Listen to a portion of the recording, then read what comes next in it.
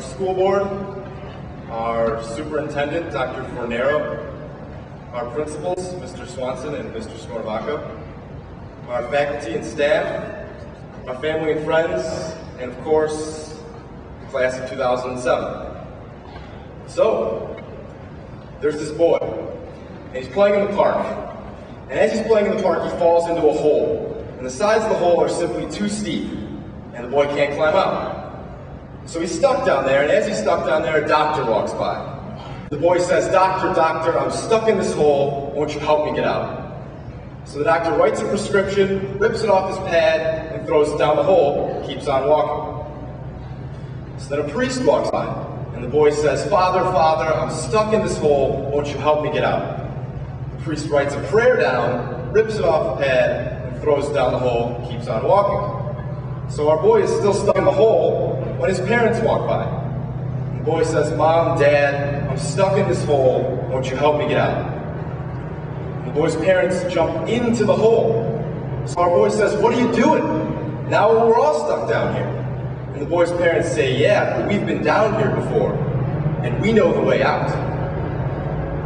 For the last 4 years, for the last 18 years, we've relied on your guidance to help us through the very problems and obstacles that you faced during your adolescence. And for the next 4 years, and the 4 years after that, and the years after that, we'll be building off the foundation that you've provided as we begin to shape and craft our own lives. But today, we begin to write our own story. Today, the class of 2007 takes that guidance, takes that foundation, and begins to blaze its own trail. And although we will need to become more independent, and though we will need to be more self-sufficient, we ask of you today, please, never forget that way out. Gertrude Stein said of the generation that fought World War I, "You are all a lost generation."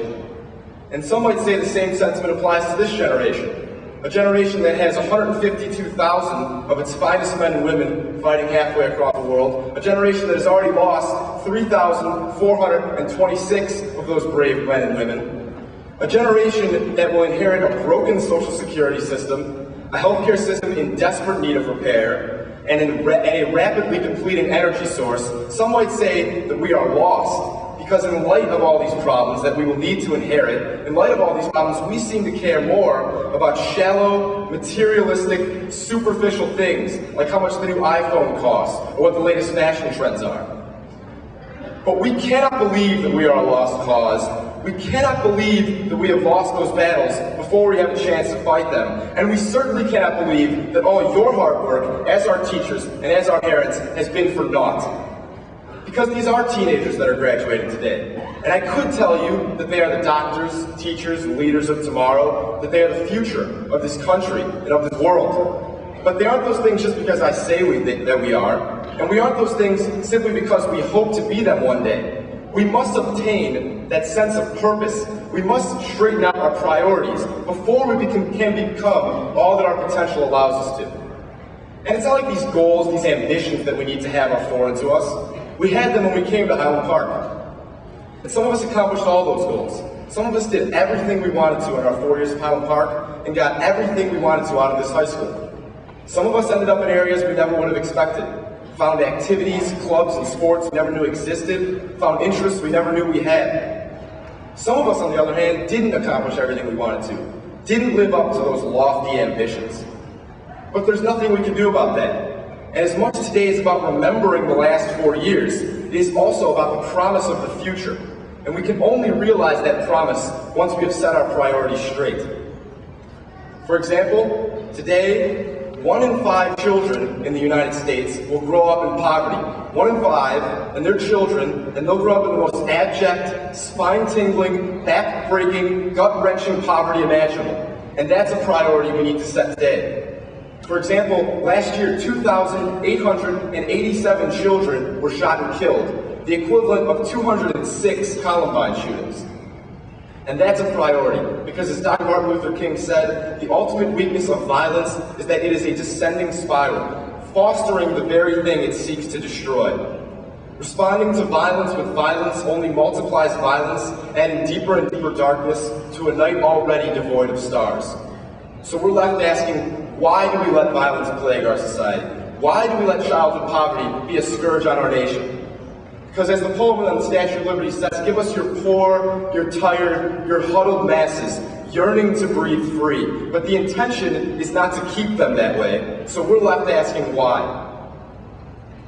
And the answer is there aren't enough schools like Highland Park High School. There aren't enough. Not nearly enough. Not nearly enough teachers like you. There aren't enough parents like you. There aren't enough guardians like you. There aren't enough coaches, mentors, and role models like you. There aren't enough. And if we can't do anything about the last 4 years, then certainly we can do something to fill that void. And because our opportunity is so great, and because our potential is so vast, we can succeed, and we must succeed, and we will succeed. But what are the criteria for success? Does a person have to be a CEO or a power broker to experience success? No, if a person can smile at the beauty of nature or the grace of a child, then that person has experienced success. If a person is happy and healthy, if they go out of their way to help their neighbor, if they treat others with dignity and respect and put in a hard day's work, then that person is my brother or my sister, and it doesn't matter if they make millions or the minimum wage. We will never let anyone tell us that you have to be a doctor or a lawyer to be a success leaving Highland Park High School, because those aren't criteria worthy of all your hard work, and that certainly is not a standard worthy of all our hard work to get to this point. So, if fidelity to freedom and democracy is the code of our civic virtue, if adherence to the golden rule is the code of our community, then surely the code of our humanity is that we will do better for our children than we have done for ourselves. And that's a standard that every single person in this audience has lived up to. That's a criterion worthy of every single person graduating today. And because of all your hard work to get us to this point, we owe it to you. We owe it to those who don't have the opportunities in a lifetime that we have in one day. We owe it to those who were taken from us too soon. We owe it to all of you to succeed, to make a difference, to strive to change the world. People from this class can make history. People from this class can have enormous financial success. But short of making the history books or making millions of dollars, we can all leave our imprint simply by passing the gift you've given us to the next generation. And that's a priority worth having. And so, it is with pride and with purpose that we come before you today as the Highland Park High School class of 2007.